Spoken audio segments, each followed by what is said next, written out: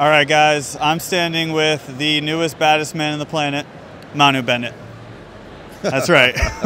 Both eyes. You got both eyes now. Yeah. Yeah. The Mirakuru is worn off and everything, mate. Yeah, I'm sort of back to a normal state at the Comic-Cons. You know, thankfully for all the kids who are here.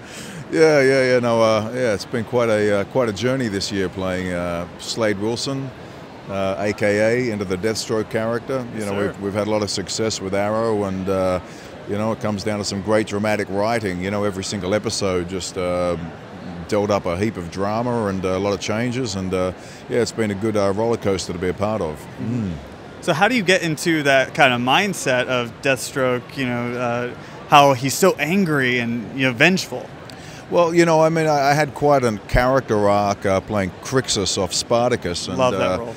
You know, I mean, you know, as an actor, you really do want roles that can stretch you to sort of all sorts of dimensions. You know, and you know, I thought Deathstroke was just a great turn for Slade. I mean, when I was acting on the island, you know, acting the helpful, sort of mentor to Oliver, you know, that was all good and well, but you know, you need some really good, you need some good meat in a role, and you know, in this case, you know, it was accelerating the character into this guy that arrived into the future and was after Oliver and his whole family, you know, and you know, it's interesting playing the bad guy because I guess kind of, you know, like, you know, I like to have a good fan base and following, and you know, I guess Crixus was very heroic in the end.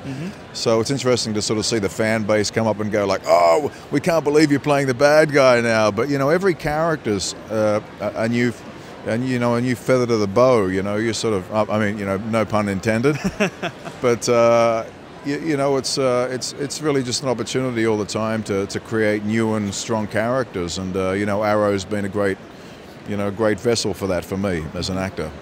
Yeah, and I noticed that, you know, Crixus also was that rangy character as well, because, you know, we started off with him not being so great to Spartacus and then turning out, like you said, to be the hero. Yeah, you know, I like to think of my characters as being very human, and, you know, I think that playing vulnerability and fear and anger and you know, I mean, I don't really know many people who are heroes, you know, whose personalities as one slate are as clean as what heroes are portrayed to be on television and film. So, you know, I think a lot more people relate to, I mean, in America, you know, I mean, you know, playing Slade, I play a military guy, so I'm constantly referring at these conventions to military guys who come up and go, man, we love the way you put the strength into the character and that.